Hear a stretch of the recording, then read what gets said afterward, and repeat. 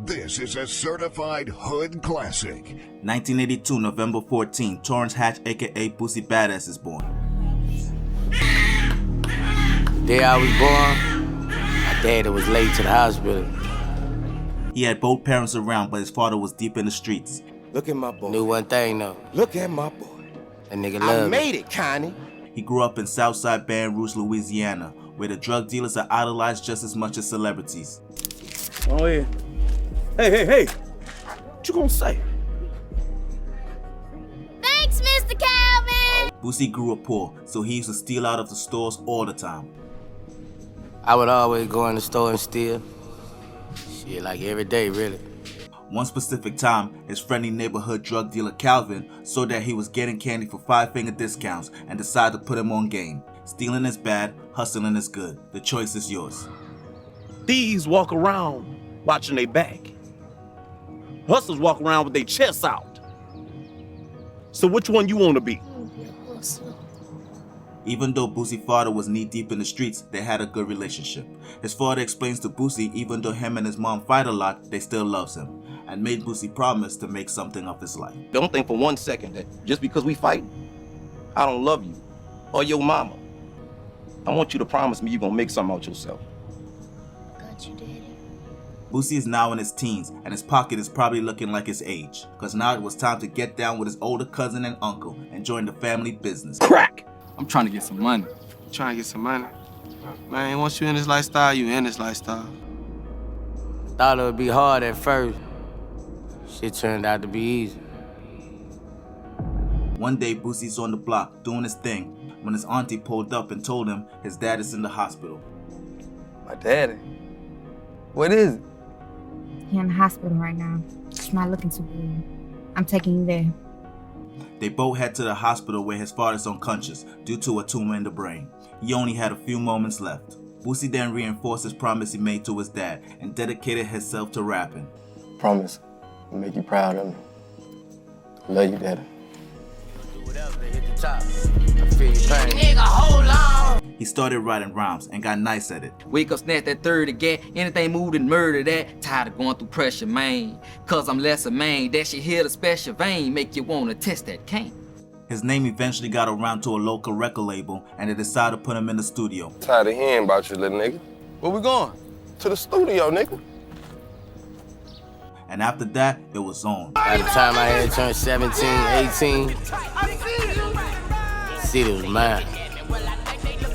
Boosie is now one of the biggest names in the city and can practically get any girl he wants, but he had his eye on this one girl, Nita. What you want? Want your number? At first she was playing hard to get, but shortly after she was rolling his blunts and clipping his nails. You ready for me to run your back one? One night Boosie's at the club with his best friend, Little Ivy. After the club they had plans to meet two thotties at a hotel. What up, big dog? What we fucking with? I'm finna go get the room. I got these 2 hoes. But Ivy never made it. 2 goons gunned his car down, killing him and 2 more people. He got murdered that night. Him and 2 more homies of the gang. Which was a bad move, cause that put Boosie in demon time. Retaliation was inevitable. Boosie's struggles continues. He later found out he had diabetes, but didn't let it slow him down.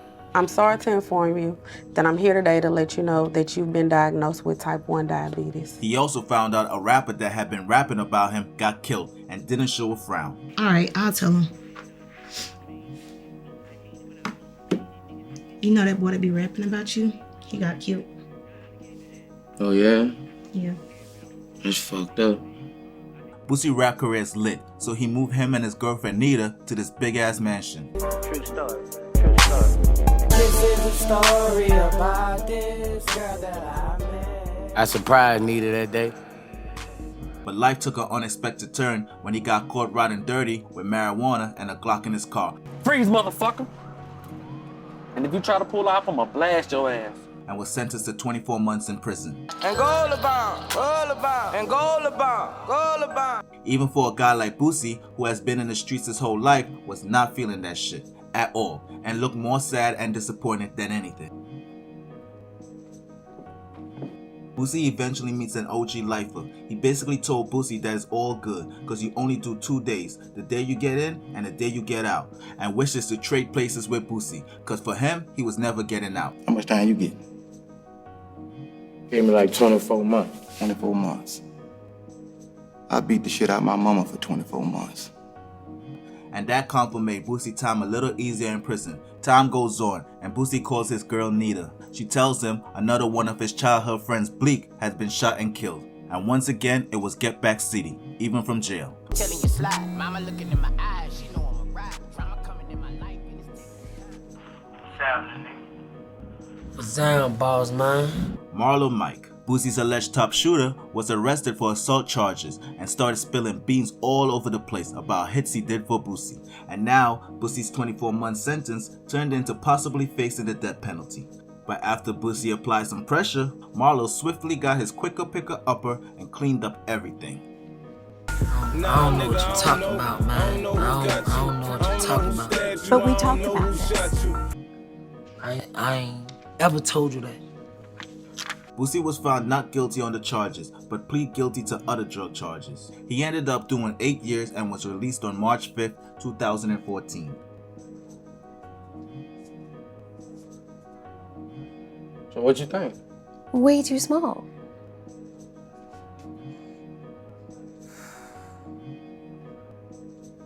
Life seemed all good until he got a letter from his doctor saying he was diagnosed with kidney cancer. In the mail read, Torrance had you have been diagnosed with renal cell carcinoma kidney cancer. Damn. And this is where the movie ends.